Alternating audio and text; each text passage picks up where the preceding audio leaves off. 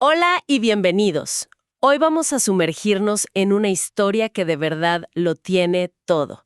Intriga palaciega, un plan genocida, un valor casi suicida y, bueno, una heroína inolvidable. Es la historia de Esther. Sin duda, una de las más famosas de la Biblia. Exacto. Y para analizarla, tenemos un material increíble. Va desde comentarios teológicos e históricos súper densos, Hasta un blog devocional, artículos de arte. sí, que la conectan con Rembrandt, y hasta una enciclopedia para los datos más duros. La misión es ir más allá del cuento que muchos conocen y meternos de lleno en los debates que todavía genera. O sea, ¿pasó de verdad?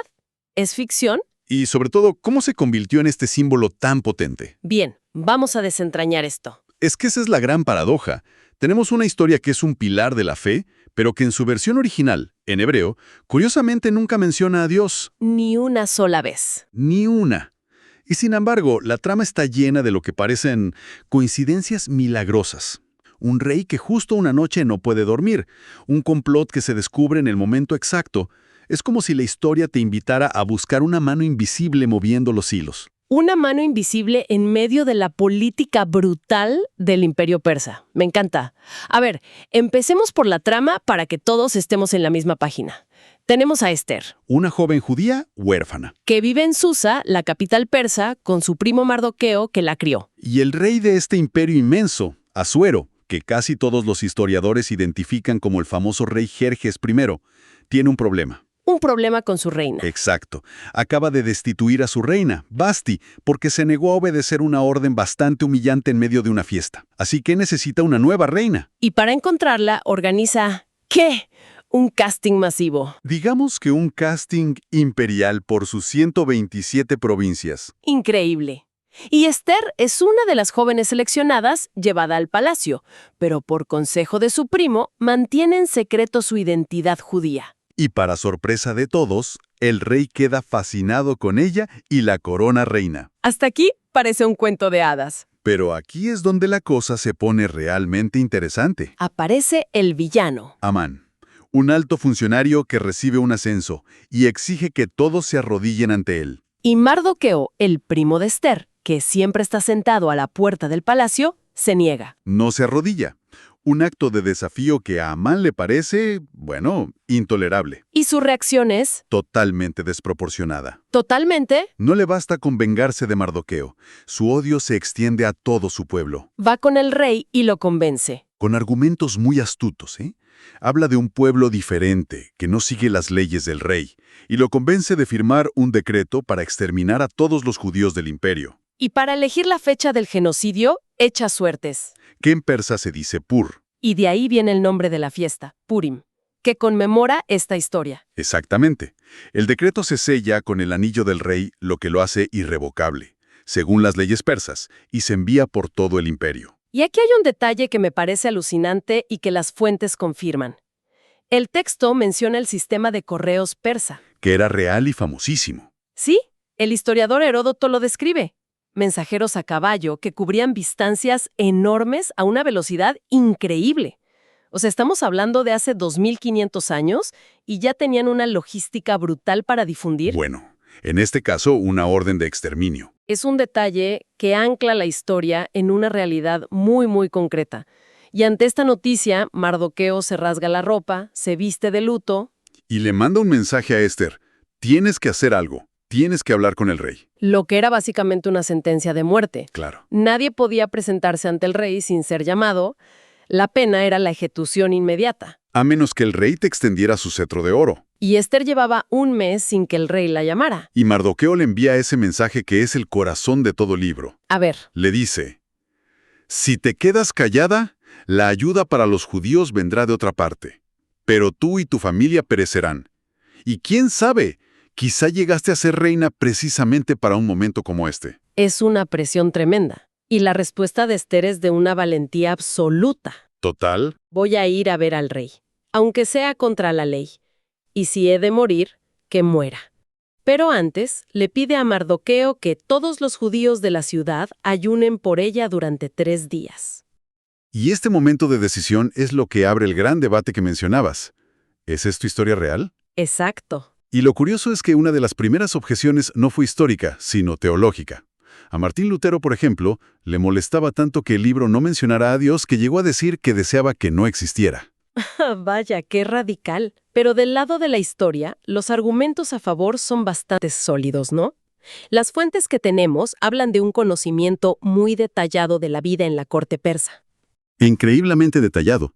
Describe la arquitectura del Palacio de Susa, el protocolo, el lujo, cortinas de lino, divanes de oro y plata, los 7 príncipes consejeros del rey. Son detalles que encajan muy bien con lo que sabemos por la arqueología. Y el propio rey, Asuero, o Jerjes. Es un personaje sacado de las crónicas de Heródoto. Caprichoso, con ataques de ira, aficionado a las fiestas y a tomar decisiones impulsivas. Grandilocuentes. Totalmente. E incluso la cronología tiene sentido. Hay un vacío de 4 años entre que Vashti es depuesta y Esther es coronada. ¿Y qué pasó en ese tiempo? Pues coincide perfectamente con la desastrosa campaña militar de Jerjes contra Grecia. La de las Termópilas y la batalla de Salamina. Esa misma. Es lógico que el asunto de la nueva reina quedara en pausa mientras el rey estaba en la guerra. Ok, eso suena convincente. Pero entonces, ¿cuáles son los argumentos en contra? Porque la objeción principal es grande. Es muy grande. Ni Esther, ni Vashti, ni Mardoqueo aparecen en ningún otro registro histórico. Y según Heródoto, la reina de Jerjes se llamaba Amestri. Y ese es el gran problema. No hay una reina Esther en los registros persas o griegos. Ahora, los expertos en nuestras fuentes proponen salidas, claro. A ver, ¿cuáles? Algunos creen que Vashti podría ser otra forma de nombrar a Amestris. Otros que Esther fue una esposa secundaria, no la principal, y por eso no aparece en los registros oficiales. Entiendo. ¿Y qué hay de Mardoqueo? Con Mardoqueo hay algo fascinante. Se encontró una tablilla cuneiforme. ¿Una de estas tabletas de arcilla? Exacto, en Persia, que data del reinado de Jerjes, y en ella se menciona un alto funcionario de la corte en Susa llamado Marduká. ¿Marduká? Sí, muchos expertos creen que esta es la evidencia externa más fuerte que tenemos de que un personaje como Mardoqueo realmente existió y tuvo un cargo importante. Vaya dato. Pero queda otra duda. Heródoto también dice que la ley persa exigía que la reina viniera de una de las 7 familias nobles de Persia. Cierto. Esther, siendo judía, no cumpliría ese requisito. Entonces, Pero los mismos expertos responden que las reglas a veces se rompen, sobre todo por reyes como Jerjes. De hecho, el propio Jerjes no era hijo de una esposa que viniera de esas 7 familias. Así que si su propio padre no siguió la regla, ¿por qué iba a serlo él? El debate sigue abierto, está claro. sigue muy vivo. Es increíble. Pero bueno, más allá de si existieron o no, lo que es innegable es el poder del personaje de Esther. ¿Qué es lo que la hace tan fascinante incluso hoy?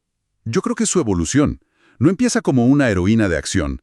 Al principio es pasiva, obediente. Sigue los consejos de Mardoqueo, oculta su identidad. Sí, una de las fuentes, el blog devocional, la describe como prudente y como una ayuda idónea.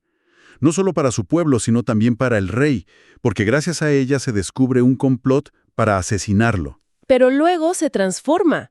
Pasa de ser obediente a tomar la iniciativa, a estar dispuesta a sacrificarlo todo. Esa frase, si he de morir, que muera, es Es la de alguien que asume su destino. Y esa figura de valentía tuvo un eco brutal siglos después en un lugar que no te imaginarías. La Ámsterdam del siglo XVII. Ámsterdam.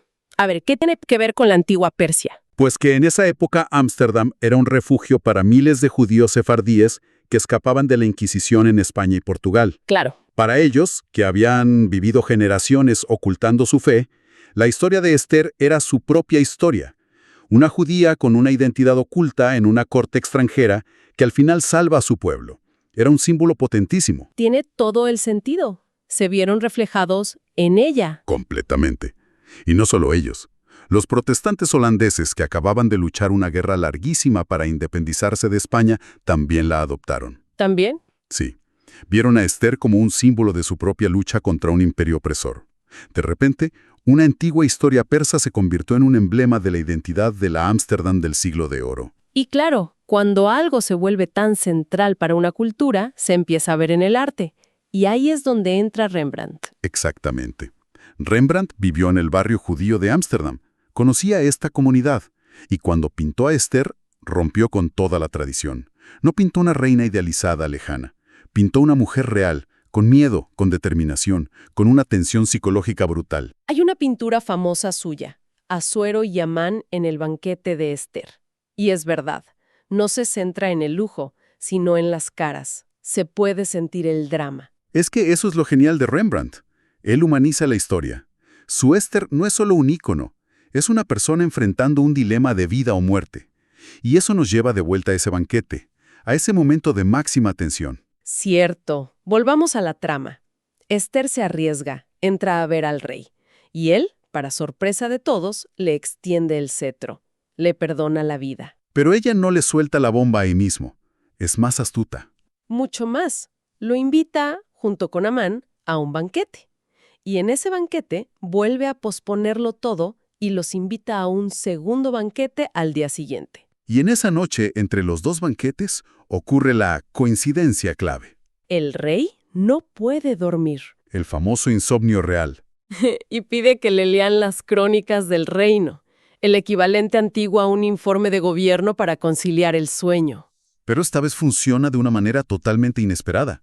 Justo esa noche, el secretario llega a la parte donde se cuenta cómo Mardoqueo, tiempo atrás, había salvado la vida del rey. Había descubierto un complot. Exacto. Y el rey pregunta, ¿y qué recompensa le dimos a este hombre por esto? Y sus siervos responden, nada, no se le hizo nada. ¡Qué momento! Y la ironía se vuelve increíble, porque justo en ese instante, ¿quién aparece en el patio del palacio? Amán, Que viene precisamente a pedir permiso para colgar a Mardoqueo. en una horca de más de 20 metros que ya tiene lista en su casa. Pero antes de que pueda hablar, el rey le pregunta, Amán, ¿qué debería hacerse por el hombre a quien el rey quiere honrar? Y Amán, con su ego gigantesco, piensa, Obviamente está hablando de mí. claro, así que describe el mayor honor posible.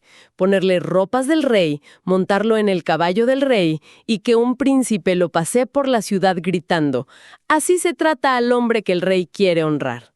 Y el rey le contesta, ¡genial! Ahora ve y hazle todo eso al judío Mardoqueo. La humillación más absoluta. Tiene que honrar públicamente al hombre que planeaba matar esa mañana. Llega al segundo banquete totalmente desmoralizado, y ahí sí, Esther revela toda la verdad. Le dice al rey que un enemigo ha conspirado para aniquilarla a ella y a todo su pueblo. Cuando el rey, furioso, pregunta quién es, ella lo señala. El adversario y enemigo es este malvado Amán. El rey ordena que lo cuelguen en su propia horca. Pero el problema no está resuelto. El decreto de exterminio sigue vigente, y es irrevocable. La solución es muy de abogados. El rey no puede anular el primer decreto, pero le da a Mardoqueo su anillo para que escriba uno nuevo. Y este segundo decreto autoriza a los judíos a organizarse, armarse y defenderse de cualquiera que intente atacarlos. Básicamente convierte un día de masacre en un día de batalla. Y los judíos se defienden y vencen. Y para celebrar esta vuelta de tuerca se establece la fiesta de Purim. Así que, con todo resuelto, volvemos a la pregunta del principio. Si no hay milagros, ni profetas, ¿dónde está Dios en todo esto? Es la gran pregunta teológica del libro. Y la respuesta que dan muchos intérpretes es que esa es precisamente la clave. Su genialidad es mostrar a Dios actuando, no de forma visible, sino detrás del telón. A través de la providencia. A través de acciones humanas, de decisiones valientes, e incluso de cosas que parecen azarosas como el insomnio de un rey.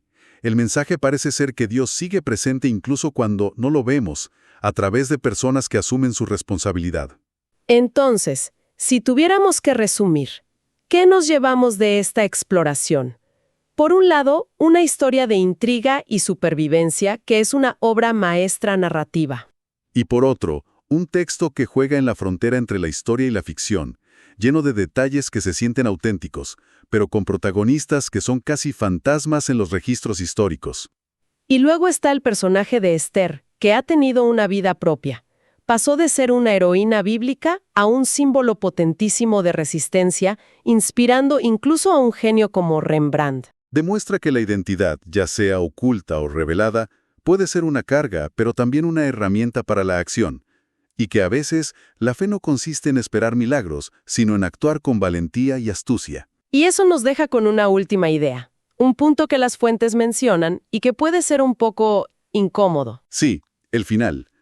La historia celebra la victoria y la autodefensa de los judíos, que termina con la muerte de 75,000 de sus enemigos.